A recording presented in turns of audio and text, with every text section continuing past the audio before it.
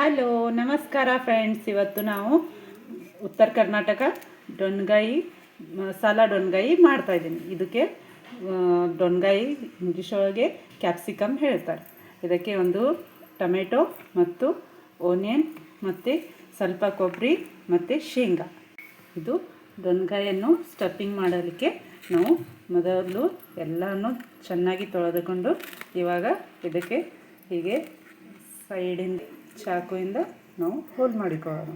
ಹೀಗೆ ತೆಗೆದು ಇವಾಗ ಇದರೊಳಗೇನು ಬೀಜವೆಲ್ಲ ತೆಗೆದರೆ ಚೆನ್ನಾಗಿ ಮಸಾಲೆ ತುಂಬಲಿಕ್ಕೆ ಕ್ಯಾಪ್ಸಿಕಮ್ ಎಲ್ಲ ತೊಳೆದು ನಾವು ಹೀಗೆ ಎಲ್ಲ ತೆಗೆದು ಬೀಜವನ್ನು ಇವಾಗ ಎಲ್ಲ ರೆಡಿ ಮಾಡಿ ಇಟ್ಟಿಕೊಂಡಿದ್ದೀನಿ. ಇದು ಸ್ಟಫಿಂಗ್ ಮಾಡಲಿಕ್ಕೆ ನಾವು ಮಸಾಲೆಯನ್ನು ರೆಡಿ ಮಾಡೋಣ. ಇವಾಗ ನಾವು ಮಿಕ್ಸಿ ಜಾರಿಗೆ ಎಲ್ಲವನ್ನು ಒಂದೊಂದಾಗಿ ಹಾಕಿಕೊಳ್ಳೋಣ. ಇವಾಗ ನಾವು ಇದಕ್ಕೆ ಎಲ್ಲವನ್ನು ಮಸಾಲೆ ಹಾಕಿಕೊಳ್ಳೋಣ. ನಾವು ಎಲ್ಲ ಈರುಳ್ಳಿಯನ್ನು ಕಟ್ ಮಾಡಿದ್ದು ನಾವು ಎಲ್ಲ ಕೂಡಿಸಿ ಹಾಕಿಲ್ಲ, ಒಂದು ಸ್ವಲ್ಪ ಈರುಳ್ಳಿಯನ್ನು ಇಟ್ಟಿದ್ದೇನೆ. ಅದು ಮಸಾಲೆಯಲ್ಲಿ ಮಿಕ್ಸ್ ಮಾಡಿ ಹೀಗೆ ನಾವು ಕಲಿಸಿಕೊಂಡು ಇವಾಗ ಸ್ಟಫಿಂಗ್ ಮಾಡಲಿಕ್ಕೆ ನಾವು ರೆಡಿ ಮಾಡಿದ್ದೀನಿ. ಇವಾಗ ಎಲ್ಲ ಚೆನ್ನಾಗಿ ಮಸಾಲೆಯನ್ನು ಇದಕ್ಕೆ ಹೀಗೆ ತುಂಬಿಕೊಳ್ಳೋಣ.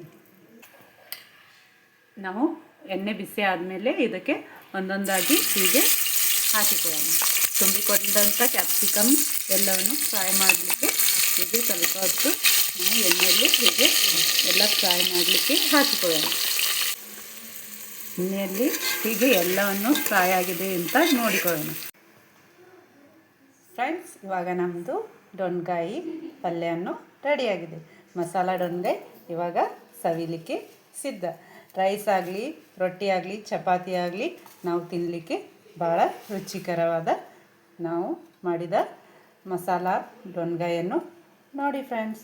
ಇವಾಗ ಇದು ಟೇಸ್ಟ್ ನೋಡಿ. ತಿನ್ನಲಿಕ್ಕೆ ಭಾಳ ಸಾಫ್ಟಾಗಿ ಭಾಳ ಚೆನ್ನಾಗಿ ಇದು ಮಸಾಲ ಡೊಣ್ಗಾಯಿ ರೆಡಿಯಾಗಿದೆ.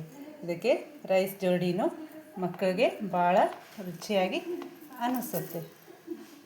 ನೋಡ್ತಾ ಇದ್ದೀರಾ?